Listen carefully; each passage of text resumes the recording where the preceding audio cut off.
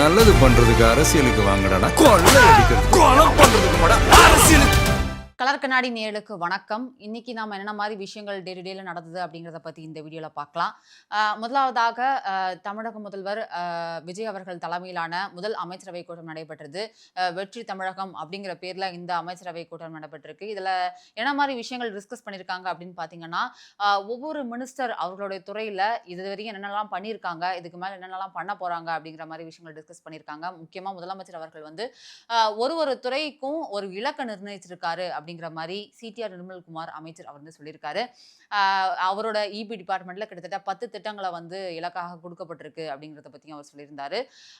ஒவ்வொரு துறையிலுமே வந்து அந்த துறை சார்ந்து என்னென்ன மாதிரியான விஷயங்கள் நடத்தணும், அந்த துறையில இன்னும் என்ன விஷயங்கள்லாம் சரி பண்ணணும், எந்தெந்த மாதிரி ஓட்டைகள் இருக்கு இதுக்கு முன்னாடி ஆட்சியில் அப்படின்ற மாதிரி விஷயங்கள்லாம் வந்து சரி பண்ணணும் அப்படிங்கிறதுக்காக இந்த திட்டங்கள்லாம் அடுத்தடுத்து நிறைவேற்றப்படும் அப்படின்னு சொல்லியிருக்காங்க. அதோட அவங்க மேனிஃபெஸ்டோல டிவிகே மேனிஃபெஸ்டோல என்ன சொல்லியிருந்தாங்களோ அதை சார்ந்து இந்த திட்டங்கள்லாம் இருக்கும் அப்படின்ற மாதிரி சொல்லியிருந்தாங்க.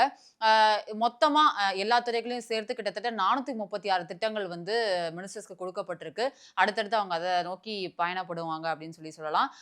முக்கியமா இது எதை சார்ந்து இருக்கும் அப்படின்னு பார்த்தோம்னா, விவசாய நலன், பெண்கள் மேம்பாடு, மீனவர்கள் மேம்பாடு, அவங்களோட நலன், அது கல்வித்துறையில வந்து என்னென்ன மாதிரி மாற்றங்கள் ஏற்படுத்தணும், இதை குறித்து தான் வந்து இருக்க போகுது அப்படின்னு சொன்னாரு. முக்கியமா போதையில்லா தமிழகம், லஞ்ச லாவண்யம் இல்லாத தமிழகம், இதை நோக்கி தான் வந்து இந்த திட்டங்கள்லாம் இருக்கும் அப்படிங்கிற மாதிரி சொல்லியிருந்தாரு. முதல் அமைச்சரவை கூட்டம் அப்படிங்கிறதுனால இதுவரையும் என்னென்னலாம் பண்ணியிருக்காங்க அப்படிங்கிறத பத்தியுமே வந்து முதலமைச்சர் கேட்டு தெரிஞ்சுக்கிட்டாரு அப்படின்ற மாதிரி சொல்லியிருந்தாங்க. இது வந்து இன்னும் கொஞ்ச நாள்ல வந்து சட்டசபையும் வந்து ஓபன் பண்ண போறாங்க. சட்டசபை வந்து ஜூன் 18ஆம் தேதி தொடங்க போது, ஆளுநர் உரையோட இது தொடங்க போகுது அப்படின்ற மாதிரி ஜேசிடி பிரபாகர் அவர்கள் சபாநாயகர் வந்து சொல்லியிருந்தாரு. இது வந்து அடுத்தடுத்து என்னென்ன மாதிரி விஷயங்கள், பட்ஜெட் தாக்கலா இருக்கலாம், இல்ல டிவிகே மேனிஃபெஸ்டோல அவங்க சொன்ன விஷயங்களா இருக்கலாம், இது எல்லாமே வந்து எப்படி வந்து செயல்முறையா பண்ண போறோம் அப்படிங்கிற மாதிரி வந்து விவாதங்கள் நடைபெறும். சட்ட ஒழுங்கு பிரச்சனைகள் பத்தி பேசப்படும். நிறைய விஷயங்களை எக்ஸ்பெக்ட் பண்ணலாம் சட்டசபை ஆரம்பிக்கும் போது. இது வந்து இன்னைக்கு ஒரு முக்கியமான விஷயமா பார்க்கப்படுது இன்னைக்கு நடந்ததுல. இரண்டாவது என்ன அப்படின்னு பார்த்தோம்னா, பிரவீன் சக்கரவர்த்தி அவர்கள் அவர் தான் வந்து தாவேகா காங்கிரஸ் கூட்டணியில இருந்து எம்பியா வேட்புமனு தாக்கல் பண்ணியிருக்காரு. ஆக்சுவலி சிவி சண்முகம் அவர் வந்து ரிசைன் பண்ணியிருந்தார் அவரோட போஸ்ட்டை. அந்த இடத்துக்கு வந்து இப்போ தமிழ்நாடு சார்பில் தாவேகா காங்கிரஸ் கூட்டணியில வந்து பிரவீன் சக்கரவர்த்தி அவர்கள் வந்து பரிந்துரைக்கப்பட்டிருக்காங்க, வேட்புமனு தாக்கல் செஞ்சிருக்காங்க. இது வந்து காங்கிரஸ்க்கு தாவேகா ஒதுக்கி இருந்துச்சு, பல்வேறு எதிர்பார்ப்புகள் இருந்துச்சு. தாவேகா தான் வந்து இதை அவங்க கட்சியிலிருந்து யாராவது ஒருத்தர் வந்து இதுல வந்து இடம்பெறுவாங்க அப்படின்னு நிறைய எதிர்பார்க்கப்பட்டது. ஆனா இது வந்து காங்கிரஸ்க்கு ஒதுக்கப்பட்டிருக்கு. பிரவீன் சக்கரவர்த்தி அவர்கள் வந்து வேட்புமனு தாக்கல் பண்ணியிருக்காரு. பிரவீன் சக்கரவர்த்தி அவர் ட்விட்ல என்ன சொல்லியிருந்தாரு அப்படின்னா, தேசிய அளவில் எல்ஓபியா இருக்கக்கூடிய ராகுல் காந்தி அவர்களுக்கும் இப்போதைய தமிழக முதல்வராக இருக்கக்கூடிய விஜய் அவர்களுக்கும் நன்றி அப்படின்னும், தமிழக மக்களோட குரலா நான் கண்டிப்பா இருப்பேன் அப்படின்ற மாதிரி சொல்லியிருந்தாரு. முக்கியமா அவர் சொன்ன விஷயங்கள் என்ன அப்படின்னு பாத்தீங்கன்னா, இந்த கூட்டணிக்கு ஒரு பெயர் டிஸ்கஸ் பண்ணாங்க அப்படிங்கிறத பத்தி நம்ம பேசியிருந்தோம் ஆல்ரெடி. இந்த கூட்டணிக்கான பெயர் வந்து அவரோட ட்விட்ல அவர் போட்டிருந்தாரு. ஆனா அபிஷியலா வந்து டிவிகே சைட்ல இருந்தோ இல்ல கூட்டணி கட்சிகள் சைட்ல இருந்தோ வரல. பட் ஆனா காங்கிரஸ்ல பிரவீன் சக்கரவர்த்தி அவர் ட்விட்ல போட்டிருந்தாரு. தமிழ்நாடு சமூக நீதி முன்னேற்ற கூட்டணி அப்படின்ற ஒரு பேரை வச்சிருக்காரு. TVK, Congress, Visika, UML, CBI, CPM அப்படின்றத மென்ஷன் பண்ணியிருந்தாரு. ஆல்ரெடி சிபிஐ, சிபிஎம் வந்து வெளியிலிருந்து ஆதரவு அப்படிங்கிற மாதிரி நம்ம பார்த்தோம். பட் ஆனா இந்த கூட்டணிக்குள்ள வந்து கூட்டணி சார்ந்து அவங்க வந்து திமுக கூட தான் இருக்கிறதாகவும், இந்த வெளியிலிருந்து ஆதரவு தாவேகா கொடுக்கறதாகவும் அவங்க சொல்லியிருந்தாங்க. பட் அவங்க சைட்ல இருந்து இது வந்து எங்களுக்கு தெரியப்படுத்தலை இதை பத்தி அப்படின்ற மாதிரி சிபிஐ சண்முகம் சொல்லியிருந்தாரு. வீரபாண்டியன் அவர்கள் வந்து இது ஒரு அரசியல் பிழை அப்படின்ற மாதிரி சொல்லியிருந்தாரு. இது அடுத்தடுத்து எப்படி போகும் அப்படிங்கிறத நம்ம பொறுத்திருந்து பார்க்கலாம். அதற்கடுத்து அருண் ஐபிஎஸ் அவர்கள் வந்து director of vigilance and anti கரப்ஷன்ல வந்து அவர் நியமிக்கப்பட்ட போது நிறைய எதிர்ப்புகள் வந்தது. தாவேகா தரப்புல இருந்தே வந்து அவர் ஏன் நியமிக்கணும், இதற்கு முன்னாடி திமுக ஆட்சியில வந்து அவர் நிறைய இடையூறுகள் கொடுத்திருக்காங்க முதல்வர் விஜய் அவர்களுக்கு அப்படிங்கிற மாதிரி நிறைய பேசப்பட்டது. இவரோட முதல் நடவடிக்கையா வந்து 2 விஷயங்கள் நடந்திருக்கு. என்ன அப்படின்னு பார்த்தோம்னா, நேத்து வந்து சார் பதிவாளர் மாவட்டத்தோறும் இருக்கக்கூடிய சார் பதிவாளர் அலுவலகத்துல வந்து சர்ப்ரைஸா ஒரு ரைடு எல்லாம் போயிருக்காங்க. இந்த ரைட்ல வந்து கணக்கில் காட்டப்படாத கிட்டத்தட்ட 37,75,000 ரொக்க பணம் கையில் எடுக்கப்பட்டிருக்கு. ஏன்னா இது ஒரே நாள்ல 37,75,000 வந்து பிடிபட்டிருக்கு அப்படின்னு சொல்றாங்க.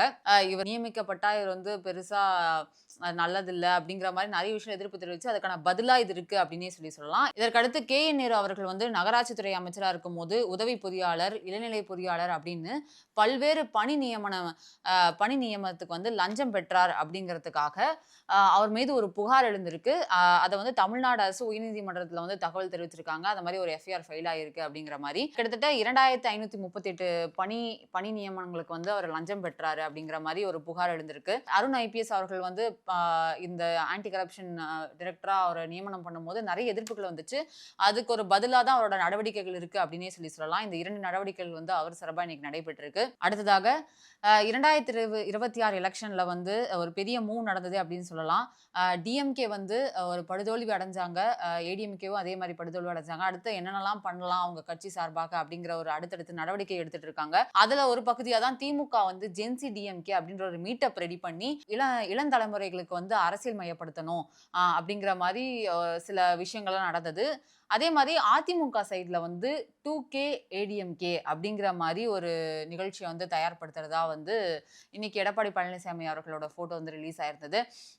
அதே மாதிரி அவங்க என்ன எடுத்தாங்களோ அதே மாதிரி 2K கிட்ஸுக்கு எல்லாருக்குமே வந்து அரசியல் மயப்படுத்தணும், அவங்களுக்கு வந்து அந்த கட்சி சார்பா என்னென்ன சாதனைகள்லாம் பண்ணாங்க, அந்த கட்சியோட கொள்கைகள் என்ன அப்படிங்கிறத பத்தி தெளிவுபடுத்தணும் அப்படிங்கிறதுக்கான ஒரு மீட்டப்பா இது இருக்கும் அப்படின்னு சொல்லி எதிர்பார்க்கப்படுது. எடப்பாடியார் பொறுத்தவரையுமே 2K கிட்ஸுக்கு ஒரு பெரிய நல்லது பண்ணிருக்காரு அப்படின்னு சொல்லலாம். ஏன்னா அந்த கொரோனா டைம்ல வந்து ஆல் பாஸ் பண்ணதா இருக்கட்டும், டிகிரி அப்போ வந்து டிகிரி படிச்சிருந்தவங்களுக்கு வந்து ஆல் பாஸ் பண்ணதா இருக்கட்டும், அந்த மாதிரி நிறைய விஷயங்கள் அவங்களுக்காக பண்ணும்போது அவங்களுக்காக பண்ணது இந்த மாதிரி விஷயங்கள்லாம் வந்து அவங்க வந்து சொல்லுவாங்க அப்படின்னு எதிர்பார்க்கலாம்.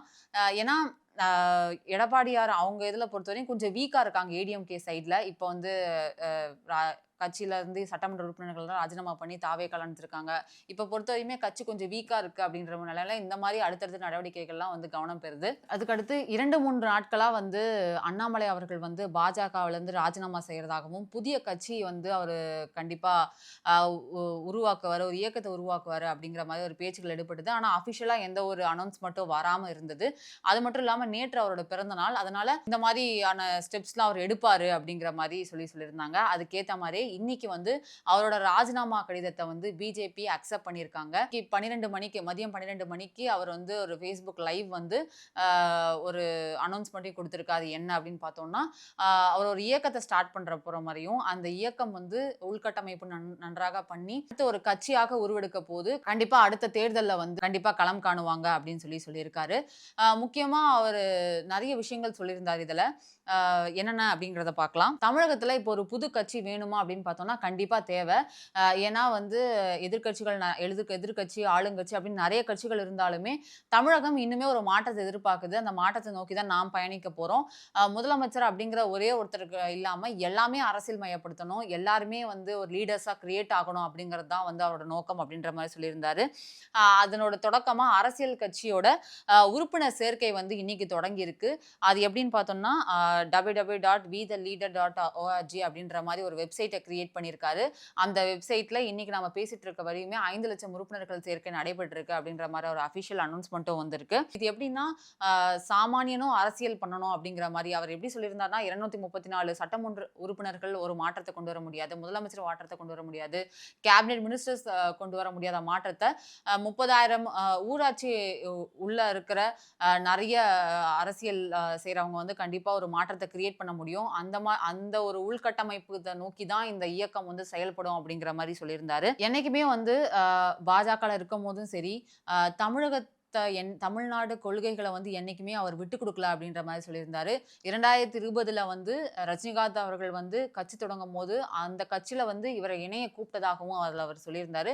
பட் ஆனால் பாஜக இணையறதுனால அந்த கட்சியில சேர முடியல அப்படின்ற மாதிரியும் சொல்லியிருந்தாரு. இங்க நான் எதிர்ப்பு அரசியலை செய்ய வரல, மக்களுக்கான ஒரு பேர் இயக்கமாக தான் இந்த இயக்கம் இருக்கும் அப்படின்ற மாதிரி சொல்லியிருந்தாரு. இப்போ ஒரு இயக்கமா ஸ்டார்ட் ஆகும், உள்கட்டமைப்புலாம் நல்லா பண்ணி ஒரு அரசியல் கட்சியா இது மாறும் அப்படிங்கிற மாதிரி அண்ணாமலை அவர்கள் சொல்லியிருந்தாங்க. இந்த இயக்கம் வந்து ஒரு காமன் மேன் பாலிடிக்ஸாவும் சமரசம் இல்லாத கொள்கை கட்சியாகவும் இதை கண்டிப்பா மாறும் அப்படின்ற மாதிரி உறுதியை கொடுத்திருக்காரு அவரு. பொறுத்திருந்து பார்ப்போம். ஏன்னா 2023 சிஎம் விஜய் அவர்கள் வந்து கட்சி தொடங்கி 2 வருடத்திலே வந்து சிஎம் ஆகியிருக்காரு. இந்த உத்வேகத்துல தான் வந்து அவருக்கு அரசியல் கட்சி ஆரம்பிச்சிருப்பாரு அப்படின்ற மாதிரி நிறைய டாக்ஸ் போச்சு. ஆனா அண்ணாமலை அவர்கள் சொன்னது என்ன அப்படின்னு பார்த்தோம்னா கிட்டத்தட்ட 18 மாதங்களா எனக்கும் பிஜேபிக்கும் ஒரு கருத்து வேறுபாடுகள் இருந்துட்டே தான் இருக்கு. அதை நான் வந்து சொல்லிட்டே இருக்கும் போது இந்த எலெக்ஷனோட ஒர்க்ஸ் முடிச்சுட்டு நீங்க அடுத்து என்னன்னு பாருங்க பாருங்க அப்படிங்கிற மாதிரி கட்சி சார்பா சொல்லியிருந்தாங்க. ஸோ என்னோட கடமைகளை முடிச்சுட்டு அடுத்து நான் வந்து இந்த இயக்கத்தை ஸ்டார்ட் பண்றேன் அப்படின்ற மாதிரி ஒரு விஷயங்களை சொல்லியிருந்தாரு. இப்ப இருக்க அரசியல் சூழ்நிலைக்கு ஒரு புது கட்சி தேவையா அப்படின்ற ஒரு கொஸ்டின் இருந்துட்டே தான் இருக்கு.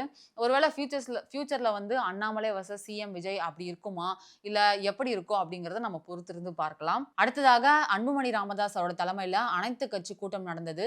இந்த கட்சி கூட்டத்துல வந்து தாவேக, அதிமுக, அமமுக, ஐஜேகே, அப்படி புரட்சி பாரதம் அப்படின்னு நிறைய கட்சிகள் கலந்துட்டாங்க. இது எதை நோக்கி இந்த கூட்டம் நடந்தது அப்படின்னு பார்த்தோம்னா, சாதிவாரி கணக்கெடுப்பு கண்டிப்பா பண்ணணும் அப்படிங்கிற நோக்கத்துல இந்த அனைத்து கட்சி கூட்டம் நடந்தது. இதுல வந்து வீர விக்னேஸ்வரன் அவர்கள் தமிழக வெற்றி கழகம் சார்பா கலந்துக்கிட்டு அவரோட நிலைப்பாடு, அது மட்டும் இல்லாம டிவிகே மேனிஃபெஸ்டோல ஃபர்ஸ்ட் இருந்தது வந்து கேஸ்ட் சென்சஸ் எடுக்கணும் அப்படிங்கிற ஒரு விஷயம் தான் இருந்தது.